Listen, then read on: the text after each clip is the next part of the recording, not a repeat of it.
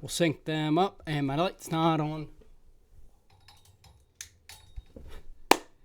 Light wasn't on. It is now. Hello, welcome back to .NET Phillies. I'm your host with the most, Jared Roberts. How we doing? Last night, excuse me. Reason I didn't record last night, tell you the truth, I was very tired from work. Had a long day at work, so I decided, hey, they're playing a little bit later. Why not record it, and then we'll go from there. So in today's episode, we have some headlines. We have the series overview of the San Francisco Giants series, the series in which Philly swept. I don't have the broom anymore. I remember I used to do the broom a lot, and they would sweep. Do I have?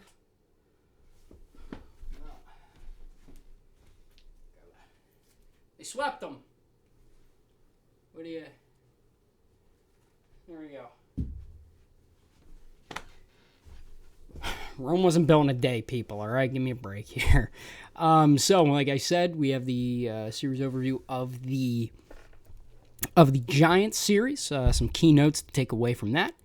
We also have Matt Saporsky's Dude of the Week. I know everybody looks forward to that. We have the return of John's Hot Takes here on the .NET Phillies podcast, and we also are wrapping it up with the series preview, a two-game series against the Toronto Blue Jays. So, we have a lot to get to in today's episode. Thank you guys for the continued support. The love and support that you guys have been giving me recently. It's been great to see. I appreciate it.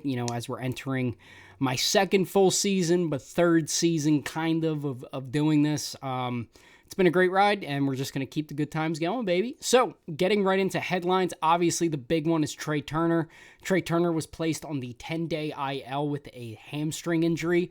Hamstrings are tough. Hamstrings can be odd and difficult and strange, so I'm going to hit Google real quick on how. So, I'm just going to grab it. Yeah, I'm fancy, all right? Sue me. So how long does a hamstring take to heal? So, dude, Google, figure it out. Rest, take a break from your hamstring. Okay, can you just give me a straight up answer? Don't prolong recovery. Any Hoosers. Yeah, pulled. Is it a pulled hamstring? Dude, few days to heal, as long as a few months. Thank you. Wow, that was really enlightening. Thank you, Google, for that. Any Hoosers. They said Trea Turner will be out for at least 6 weeks. He said if it's 6 weeks, that'd be lucky. So it's going to be a hole to fill with Trea and what are we going to do? Because obviously Trea that we have this season is significantly different than the Trea that we had at the beginning of last year. Now, the Phillies are in a position where they have the tools to make up for that. You signed Whit Merrifield. That was a guy that you obviously didn't have last year. Dealing with the injury. And, I kind of looked to Harper.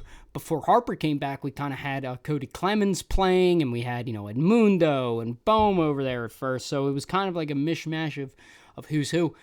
To me, it's kind of obvious that Whit needs to be the everyday second baseman. You slide Stott over. We saw that yesterday. In yesterday's game, Stott made a very, very good play at the bottom of the first to Rob Wilmer Flores. So it's something that the Phillies are going to have to just adjust.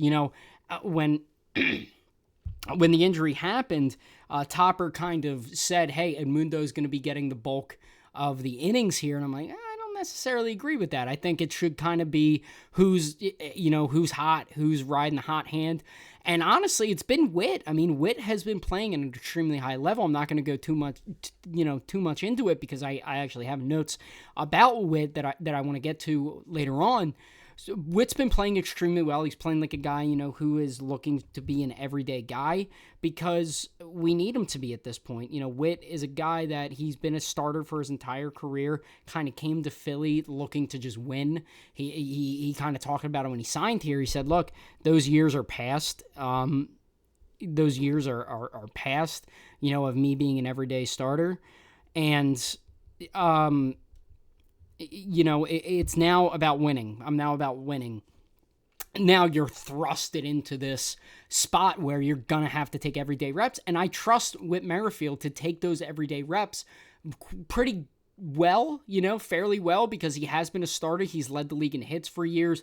He's been a consistent bat. He plays fine defense over there. He's not a liability. So it's kind of a good position not good. You never want to lose your superstar shortstop, but the Phillies are not kind of, neck deep without a paddle without Trey Turner. Yes, it's a big miss, and the Phillies look to fill that. But JT has stepped into that 2-hole, and he's performed actually extremely well since going into the 2-hole. I want to see if I can pull up his stats batting second. Hold on. JT Realmuto. So Jacob Tyler is currently hitting .264, which he raised his average significant. Because I know on MLB, on Baseball Reference, you can look into. Got to scroll down. Batting splits 2024. They can show you by where he has hit in the order. Here we go. So batting second, he's actually hitting. Mind you, it's been 3 games, 14 plate appearances. He's hitting .500 with a 1321 OPS. Also has a lot of success in the 5th spot, 333 with an 852 OPS. So something to take note of. So JT has kind of taken over that role, and he's running with it. You have Bohm being Bohm. Obviously the first and third spot are always going to be the same. It's going to be Schwarber, Realmuto, Turner, Harper, and then 4th spot is going to be Bohm at this point. He's kind of locked up the cleanup spot.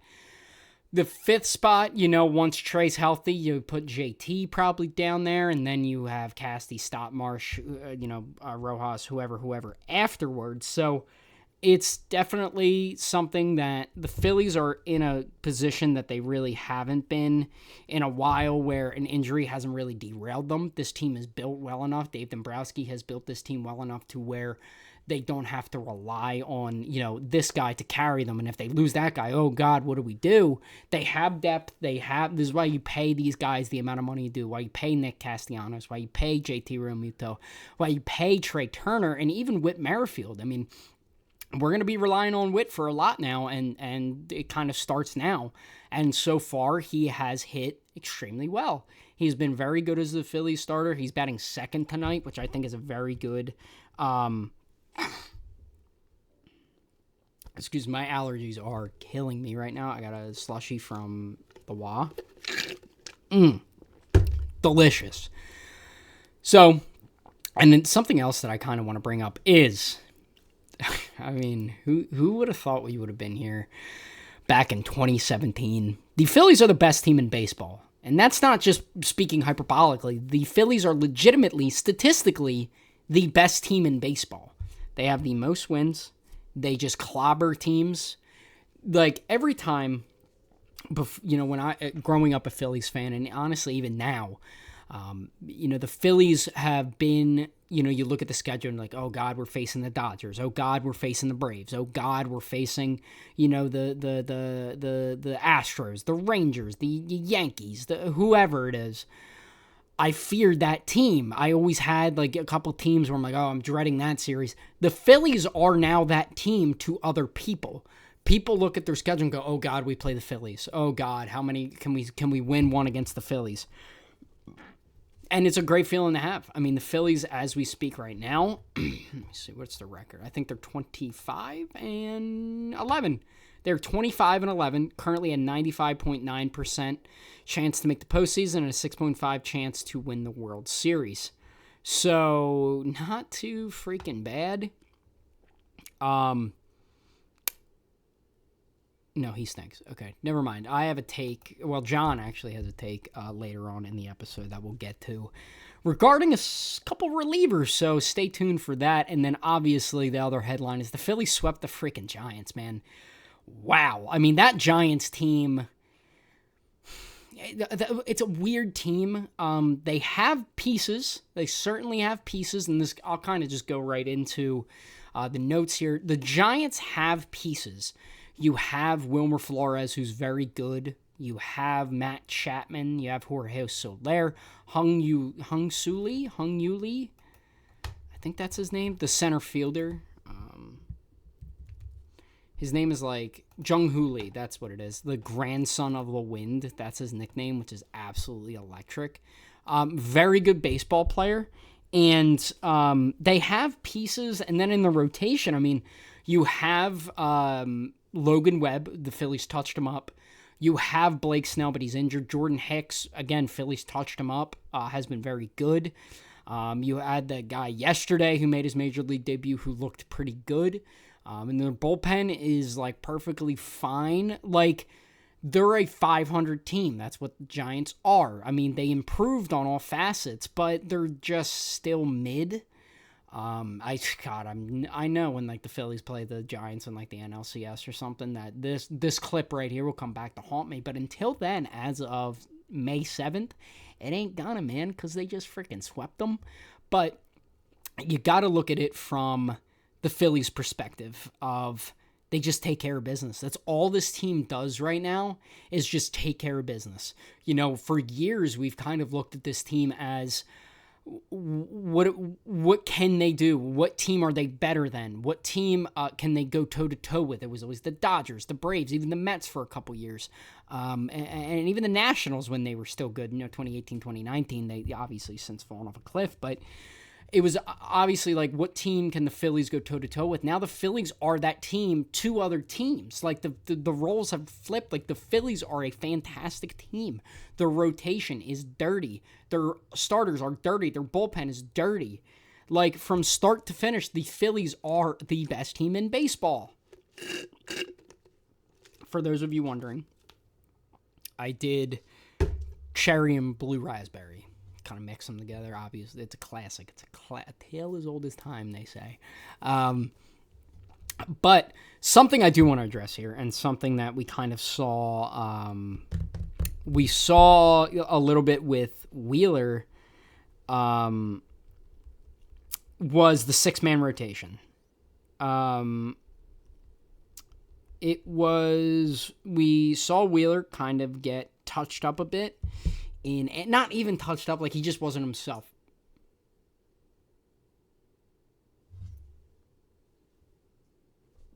Anyway, I'm sure that light's fine. I don't know. If I have to buy a new light, I'll buy a new light. I don't care, man. But we saw, back to it.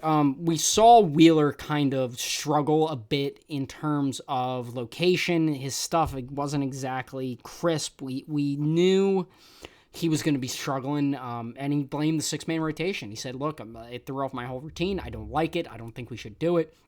He had the same issues last year when the Phillies acquired Michael Lorenzen, and the rotation was Nola, Wheeler, pretty much the same, but instead of Turnbull, you had Michael Lorenzen. How's Michael Lorenzen doing, by the way? This is Michael Lorenzen talk. Hold on. I know he's with the Rangers, but just out of pure curiosity. He has made 4 starts, 23 innings to a 3.52 ERA. So good job, Michael Lorenzen. Shout out. Shout out, Michael Lorenzen. Anyway, we saw it last year with them, how, they don't really like the six-man rotation, so I don't really understand why we're doing it after Wheeler and Nola have both voiced their disdain for it, for lack of a better word. It was a gutsy call by Topper to kind of go six-man, so we are not doing that anymore. We saw it on Friday. I was at the game. Very good time. Very cold as well. But we saw it with Nola. Nola, it was the same problem on 6 days rest. He stunk. His location wasn't good. Mind you, the umpire was terrible. I actually have a stat here on my phone. I sent it to my one friend. It said, quote, umpire Brian Walsh missed 26 calls in the Phillies-Giants game with a correct call rate of only 85.3%. This was the 4th worst called game of the season. So, I'm not making up excuses, because Nola has talked about in the past about how he hates the six-man rotation, and we just continue to do it anyway, but neither here nor there. Yeah, it's just bad. They're not doing it anymore. We see tonight that Chris Sanchez is going, and Spencer Turnbull is gonna throw out of the bullpen tonight. So Let's see what happens. God, my throat. I went to the store and bought allergy meds. God, this light keeps flickering. I'm all over the place today. I'm whacked out of it. I haven't been sleeping much. Let me close my closet doors. It's bothering me. Enjoy the view.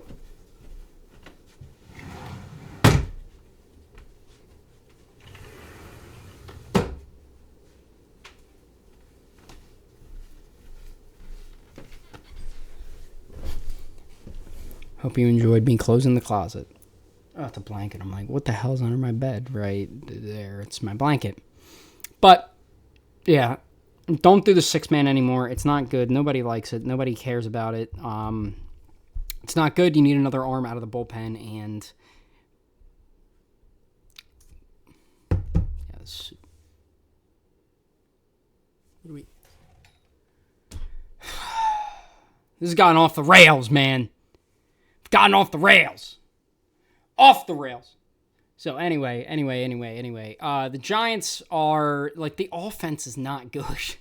Like, I'm sorry, the Giants' offense is inept. It is so bad. I mean, mind you, they went through 3 catchers during this series, so what else do you really want them to do? But, God, they have been stinky. This is probably not going to be as long as an episode as it usually is, just because it's starting to get hot in my room, and I have a lot of editing to do, and the Phils play soon, so I'm not going to rush through it, but it might not be as long as they usually is. Jose Alvarado kind of looks off a little bit. We saw it in Game 3 against the Angels, and in Game 3 against the Giants, ironically enough. His stuff doesn't look as sharp. His velocity's a little off. I don't know, just something to, I'm not worried about it, but just something to kind of keep an eye on in case, God for Jesus. Then you need to go get Mason Miller, which we'll get to that in a minute. But yeah, I have a controversial take. Taijuan has been pretty good for the Phillies. Not in the 7th inning. Through innings 1 through 6 has a 3 ERA. Has like a 70.00 ERA in the 7th inning. So maybe, just hear me. I know this is going to sound crazy, Topper. Maybe take him out. Maybe take him out prior to it getting bad, and he has to get pulled because he gave up a bomb like he did his past 2 starts in the 7th inning. So I have an idea, Topper. How about, listen to me, look at me. I'm going to be looking right at you. How about, Topper? You just let him go 1 through 6 and then trust the bullpen to get, 9 outs. 3 innings, you have the good enough bullpen to do it. So let's stop pretending like Taijuan is going to get through 7 solid innings, because he can't. Okay. Can this freaking light, dude? I actually want to look that up. Taijuan Walker. So Taijuan, I want to look at it last year, because last year will give us a better gauge than this year. So last year for the Phillies, Taijuan Walker, in the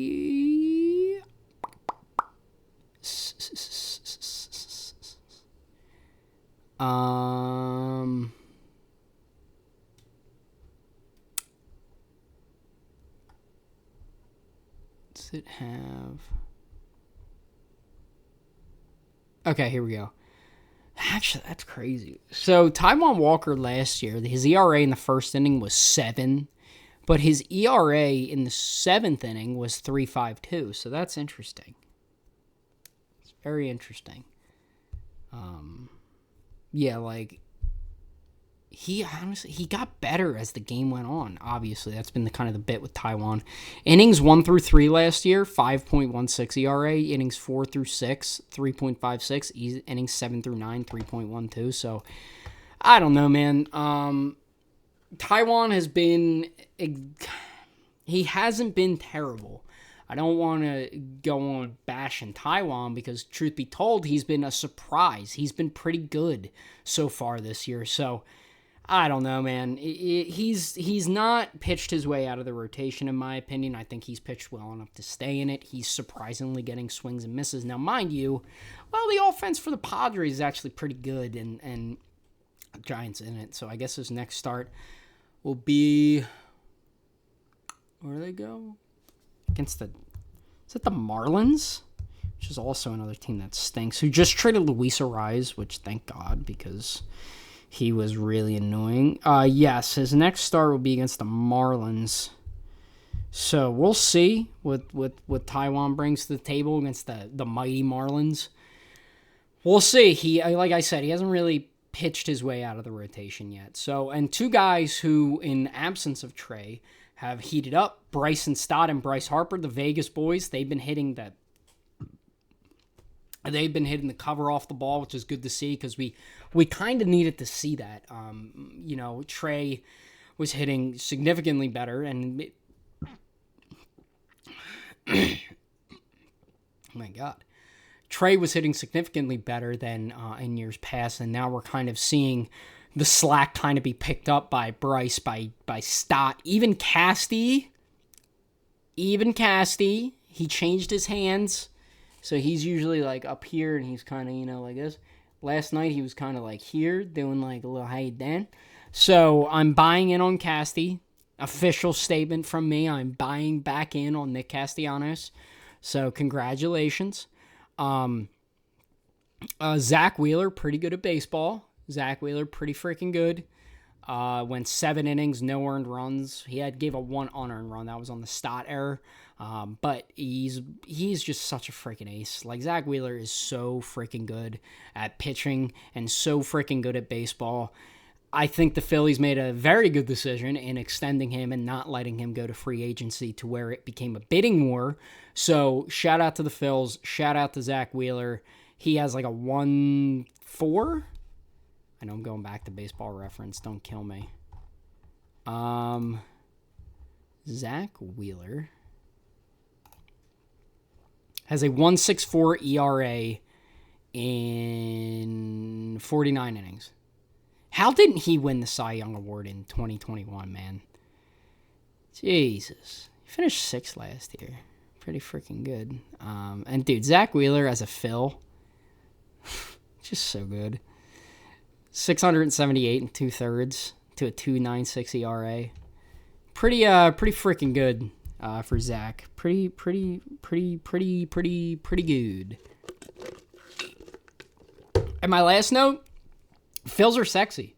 We saw on the ESPN broadcast that they were interviewing Marshy, and he said his band would be him, Christian Pache, Kyle Schwarber, and Garrett Stubbs, and the name of the band would be Stay Loose and Sexy, baby.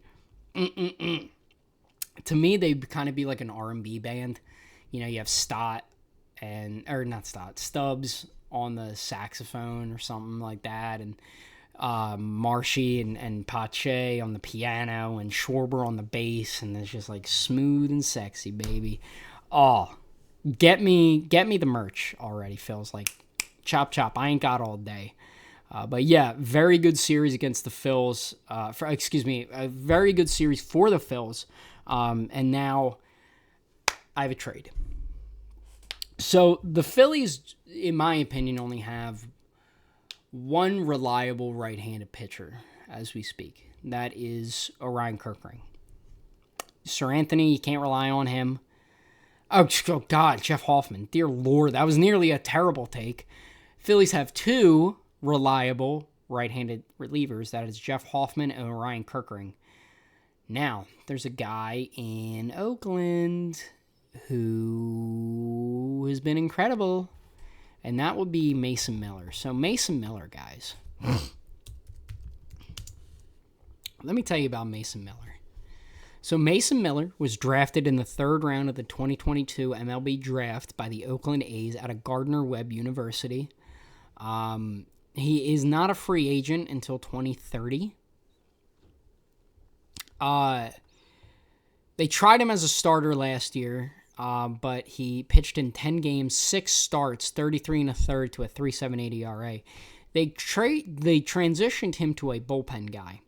And in 12 games this year, has a 14 third innings, has a 1.26 ERA. Has a 0.07 FIP. Has a 0.76 WHIP. has a strikeouts per 9 of 18.2. I need him to be a Phil because, truth be told, the Phillies need another right-handed reliever that they can rely on because you're not trusting Sir Anthony right now because he can't figure it out. And like I said, John has a take that we will get to about Sir Anthony. So, being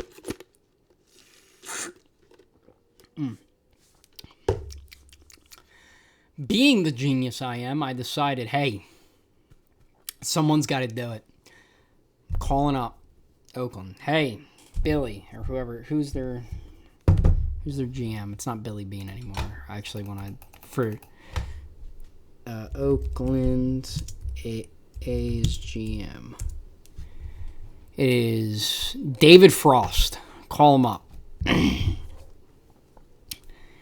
David, how are you? It's Jared over in Philadelphia. How are you? Good, man. Good. Now listen, you have that kid in the back end. Yes, Miller. I want him. Here's what I'm willing to give you. I'm willing to give you Griff McGarry. I'm willing to give you Tyler McKay. I'm going to throw in Scott Kingery as a little sweetener. What do you say? Well, call me back immediately. So, my trade proposal to the Oakland A's is Griff McGarry, Tyler McKay, and Scott Kingery to the Oakland Athletics in exchange for Mason Miller. Now, you might be thinking to yourself, Jared, that's too light. The A's would never do that. The A's are stupid. The A's are a terrible organization. They're a terribly ran organization. I mean, for Christ's sake, look what the Oakland A's traded for Matt Olson. Like, this was the Matt Olson trade. This is the trade I always look like when I look at players getting traded. Because it's bad. It is a bad trade for them. So, here we go. So, March 14, 2022, the Athletics traded Matt Olson to the Atlanta Braves for Christian Pache, currently on the Phillies, for Shea Langeliers, who's actually hitting pretty well, actually. Shea Langeliers. Never mind, though he's not. I thought he was. Shea Langeliers currently has a 662 OPS, a career 680 OPS in his third season now in Oakland. Let's see, who else was in that trade? Joey Estes. Is he even in the major leagues right now? Joey Estes. Yes, has pitched in 2 games in 2023 and has a 7.20 ERA. And Ryan Kursick, who, overall 13 games. In 13 games in Double-A. Oh, he's not even on the team anymore. He was assigned to Double-A. Hold on. Let me put him in here. Let me cook. So Ryan Cusick currently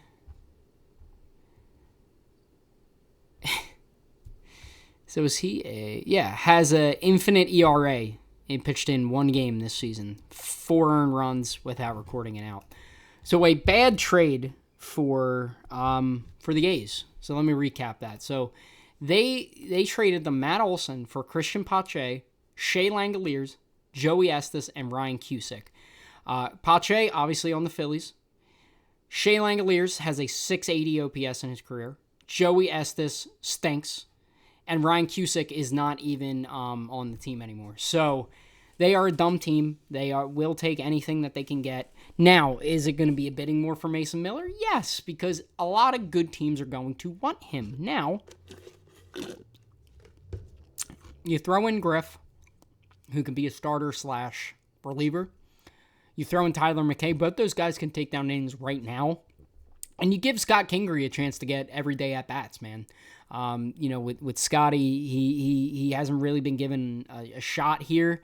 I honestly think that is a disservice on him. I feel like you could have traded him anywhere. Probably could have traded him to the Tigers at the deadline for somebody else because, look, he needs another start. He needs a fresh start somewhere, and now's your chance. because you are going to get everyday at-bats with the Oakland A's. That much I can promise you, Scotty. So, to wrap up... Okay, perfect. I'll get him to sign the paperwork. Phillies got Mason Miller. In that trade, we sent Griff McGarry, Tyler McKay, and Scott Kingery over to the A's. It got done because that's the type of business I would run as the Phillies front office guy. Wheeling and dealing. So, moving on, we have Matt Saporsky's Dude of the Week. And for those of you who don't remember, Matt Saporsky, big friend of the program, sends me a dude every week because what was one thing that baseball guys love doing? It is talking about random guys, just talking about dudes, and I wanted to make it a segment. So, Matt's Dude of the Week this week is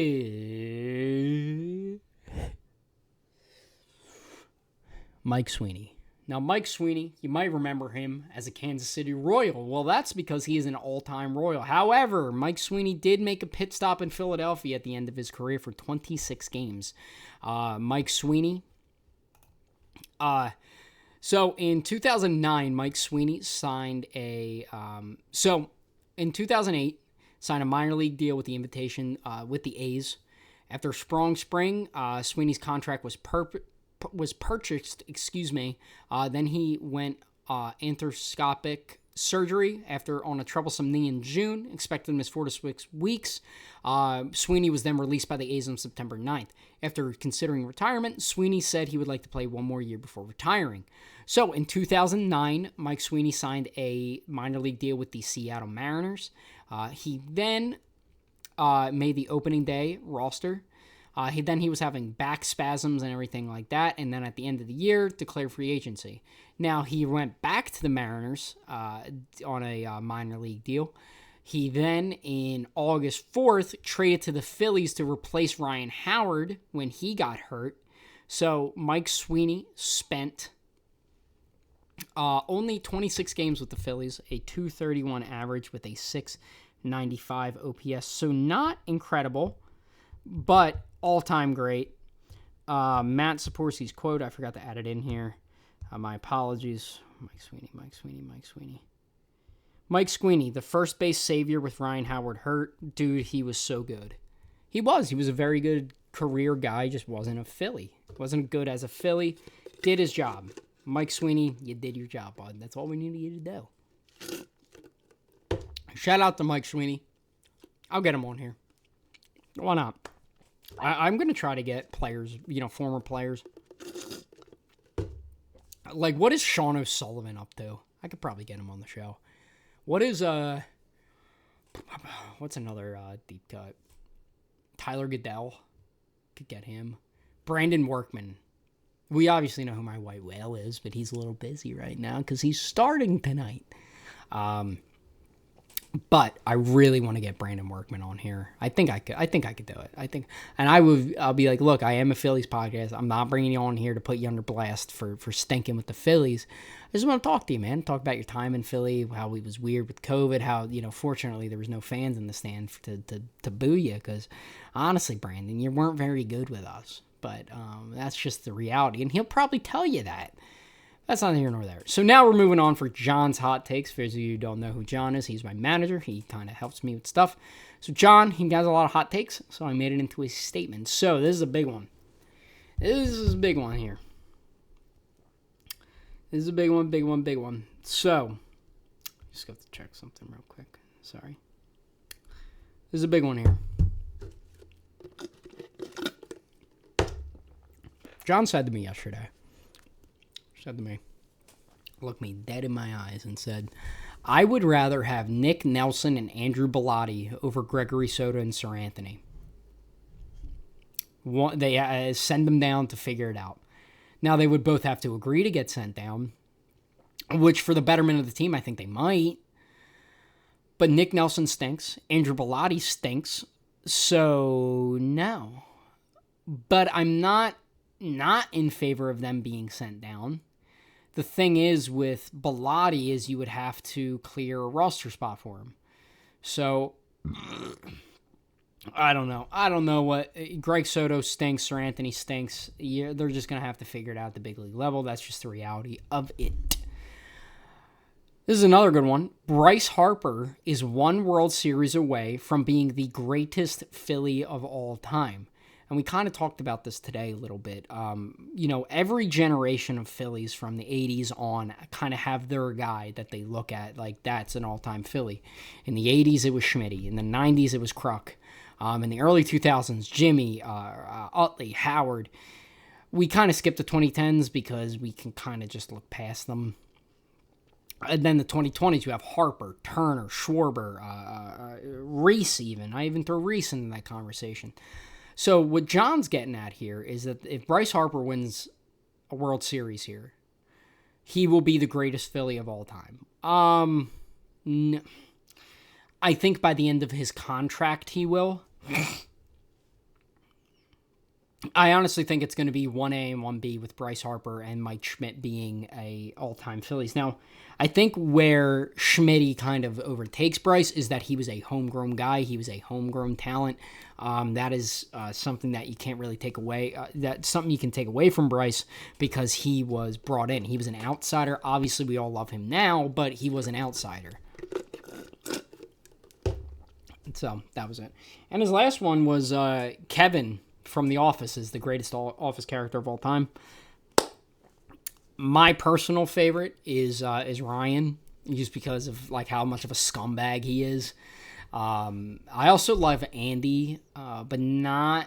This is a hot take here. Andy in the later seasons were better than in the old seasons, the beginning seasons, first seasons. Jesus. But yeah, he said Kevin's the greatest character of all time in The Office. So there is John's hot takes, everybody. Fight amongst yourselves. Now wrapping up with the series preview against the Blue Jays. Blue Jays sitting a few games under 500. We got Jose Barrios and Chris Sanchez tonight. And then Aaron Nola versus Chris Bassett. Look, just take care of business. That's all you have to do here. We know what we have to do as a team. We know the stuff that we have to take care of. Just go in, take care of business, beat teams you're supposed to beat, and this is exactly what the Phillies have done all year. So I have no doubt in my mind they're going to go out there and take care of business tonight. So that's going to do it for me. I'll probably be back either tomorrow or Thursday morning to wrap up this series against the Blue Jays. Probably a Thursday morning, but we'll see because I kind of don't want to do back-to-back episodes because I want people time to kind of watch these and sit with them and be like, hey, that guy had some pretty good takes. So that's going to do it for me. Thank you guys so much for listening, and I will see you guys in the next one. Recording